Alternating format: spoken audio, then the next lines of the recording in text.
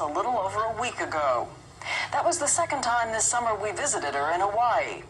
In her first American television interview, the only one she's given since she and her husband fled their country, we talked about secret bank accounts, multi-million-dollar shopping sprees, her famous 3,000 pairs of shoes, and about Corazon Aquino, the woman who toppled her husband. One of the first things we found out was that even without a crowd to listen, she still can't resist a piano and a microphone. I want to ride through the range where the West Coast dances. Days out and moonshine, I lose my senses. Can't let the hard side kiss that dances. Don't fence me in, oh baby, don't you fence me in. The size of the audience isn't all that's changed.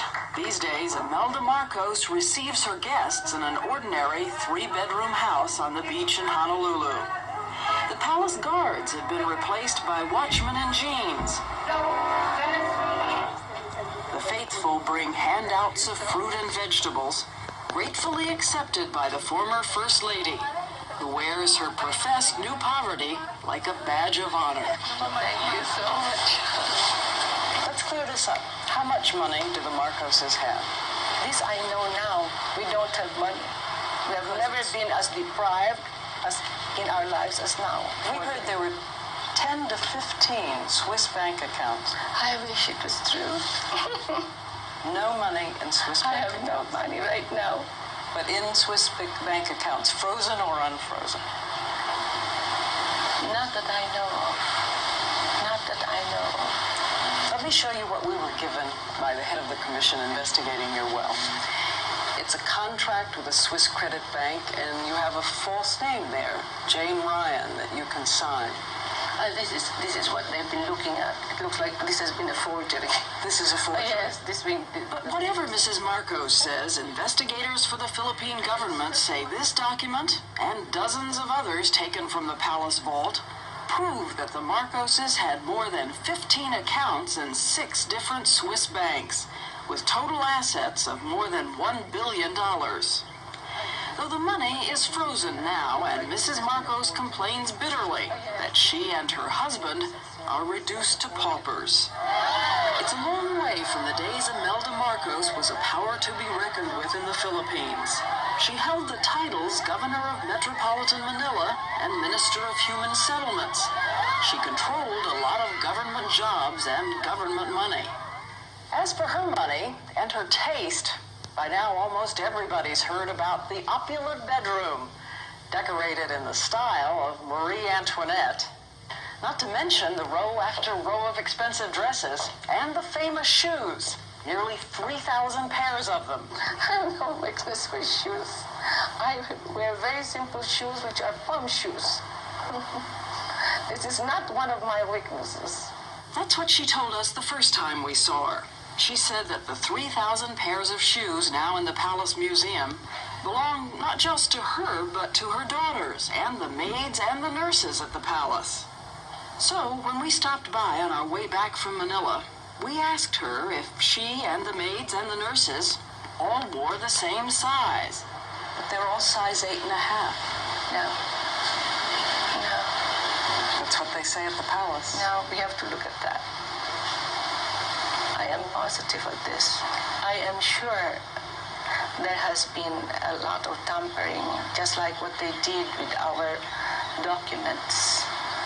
There was a lot of tampering on our papers. For that matter, I'm only 8.5, only about a year ago. I used to be 7, size 7.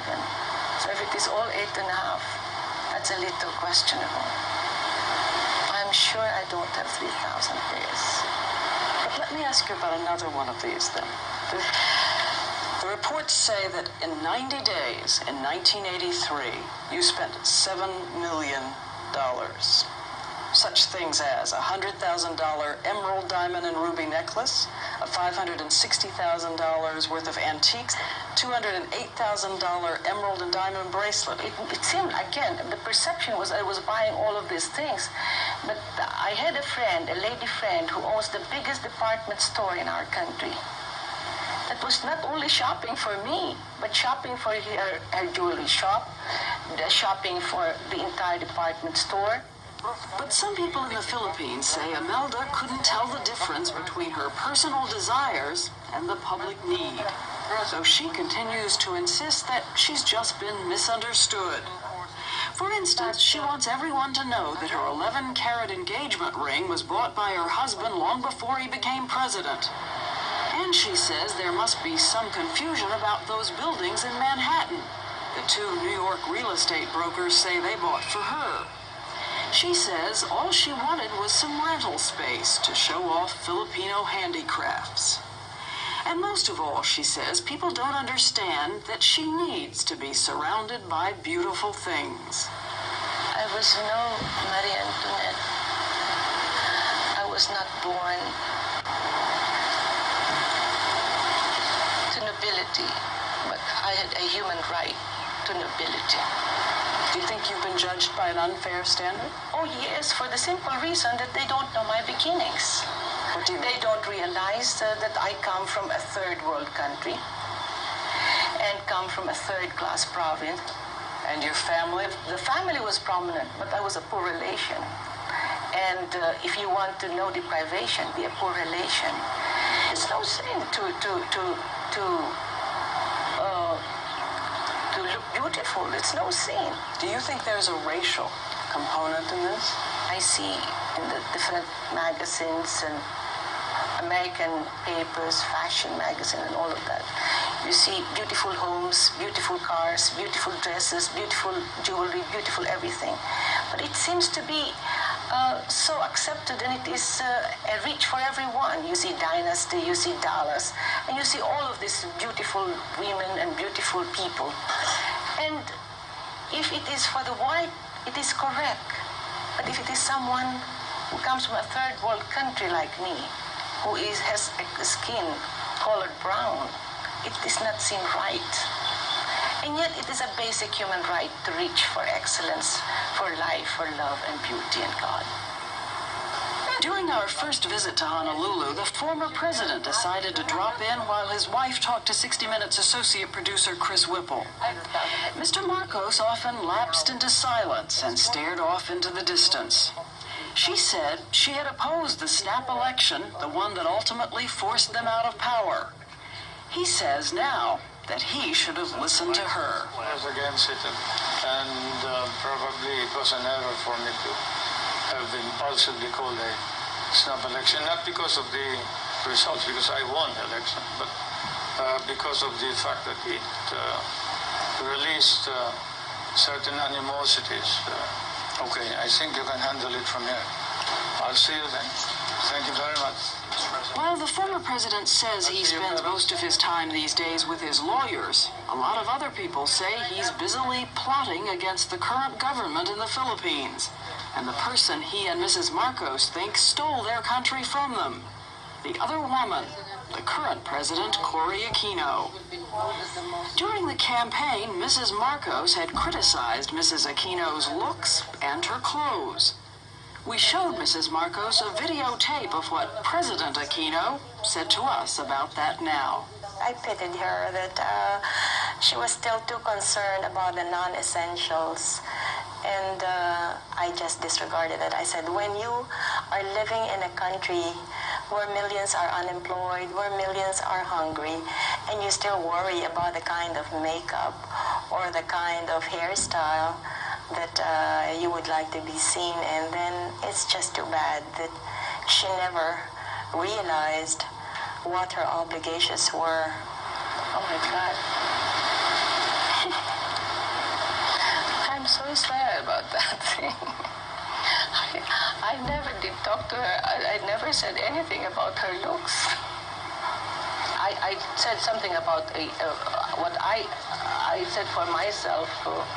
I just don't like yellow because it reminds me of a lemon and jaundice. What is the scene that you most miss seeing in the Philippines? It's not the scene that I am nostalgic about my country. It is the smile of the people. I want them to smile again. I want them to be happy again. want them to have a human face. I want them to have dignity that they so deserve as human beings. Sorry. We are made to look like criminals.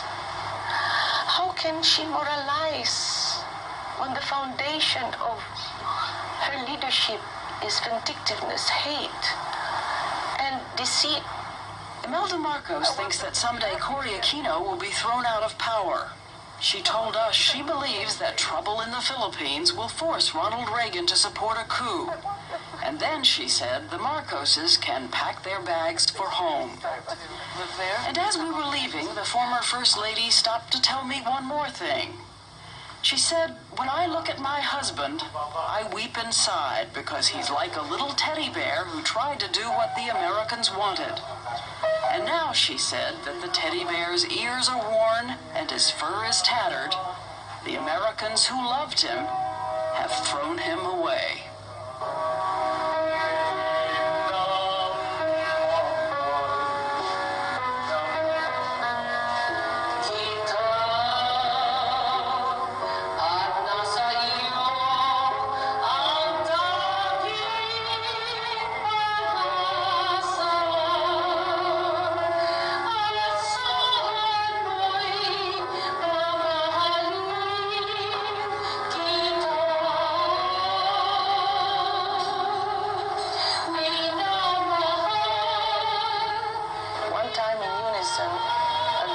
Said to him, what do you think? How will history judge you? And his answer was, history is not yet done with me. After we filmed this story, Mrs. Marcos telephoned us and said she had been asked to lend her name to a line of shoe stores. If she does, she says, the profits will go to a human rights foundation. As for our asking how much money she's got, she said, if you know how much money you've got, you probably haven't got much.